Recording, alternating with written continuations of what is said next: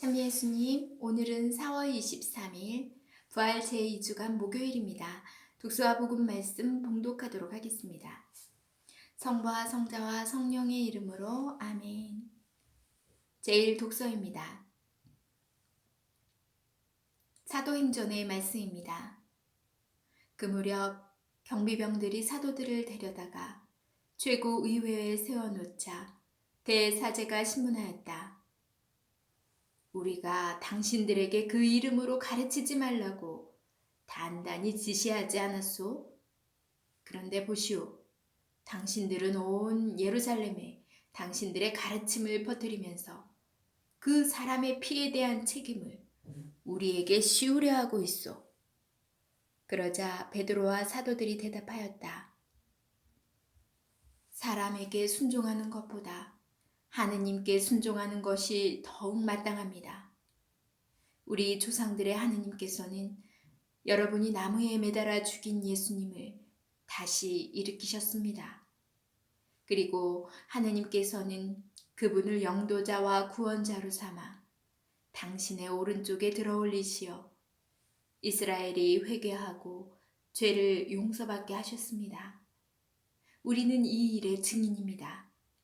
하느님께서 당신께 순종하는 이들에게 주신 성령도 증인이십니다.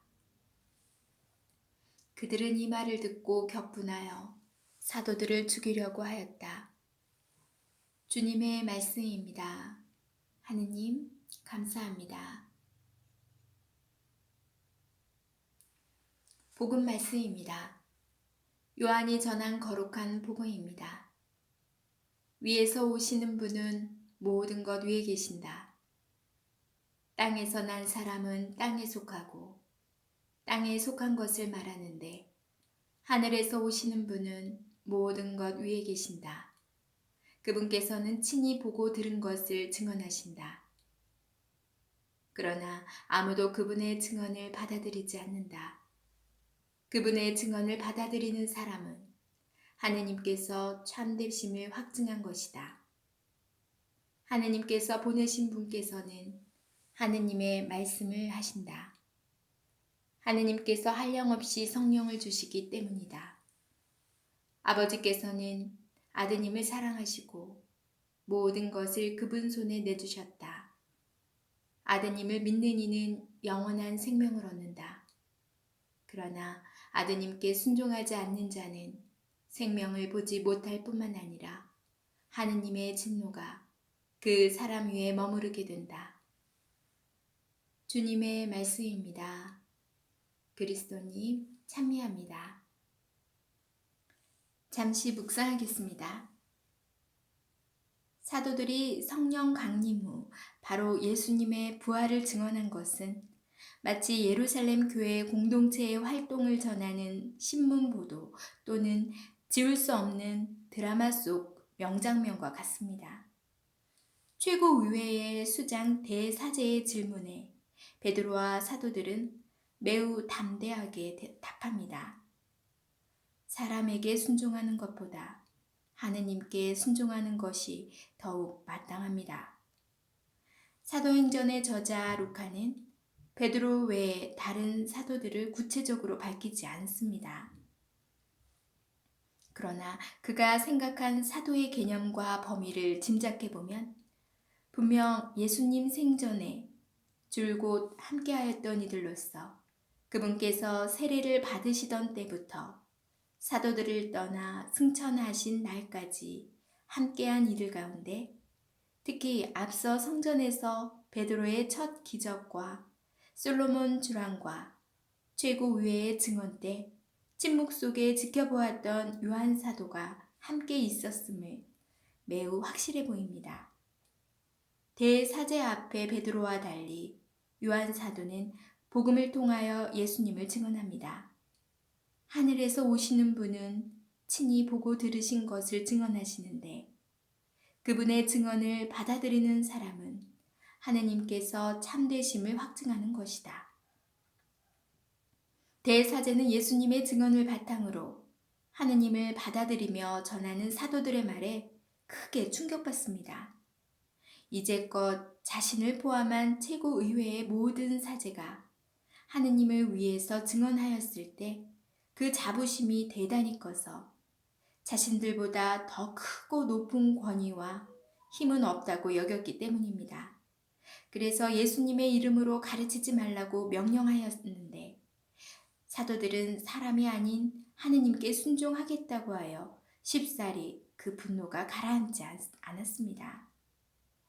대사제 앞에서 사도들은 예수님께 들었던 증언을 통하여 하느님에 대하여 확신합니다.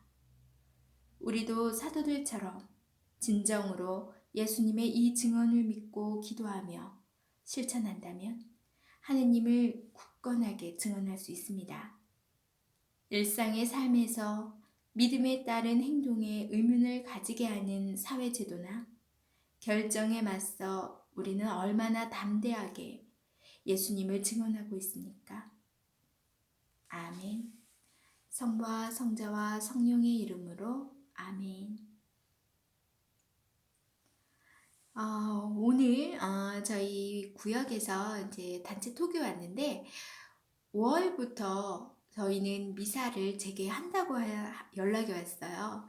이제 다만 좀 노약자나 약간 기저질환이 있으시거나 또 아직은 가족 중에서 반대하시는 분이 계시거나 그런 이제 사정이 있는 분을 제외하고는 이제 미사를 성당에서 참여할 수 있게 되었어요. 아마 각 본당마다 그 미사 시작하는 그 시간은 조금씩은 다를 것 같아요. 그래서 이제 여러분들도 곧 성전에서 사제와 함께 신자들과 함께 예전처럼 미사를 들을 수 있고 참여할 수 있게 되어서 일단은 기쁩니다. 여러분들도 각 본당 한번 미사 일자 잘 확인해 보셔서 참여하시기 바라요. 제가 이제 미사가 시작되니까 미사 전과 미사를 성전에서 했던 그 시절과 성전 안에서 이제 미사 참여가 없고 이제 집에서 신앙생활을 했던 그때와 좀 비교해 보았어요. 근데 여러분은 어떠세요? 내가 생각해 보니 그때는 열심히 그래도 시간이 없어서 일주일에 한 번씩 미사 참여하면서 그나마 좀 기도도 하고 했는데 미사가 없어서 집에서 있을 땐 좀 등한시, 기도도 등한시 되고, 아무래도 그냥 현실의 삶에 그냥 몰입해서 살았을 수도 있고, 이거를 지금 생각해 보신다면, 내가 평소에도 얼마나 신앙생활을 주님께 담대하게 하고 있는지, 비교가 될 것 같다는 생각이 들었어요. 그래서 저도 아무래도 나태한 그런 거는 있더라고요.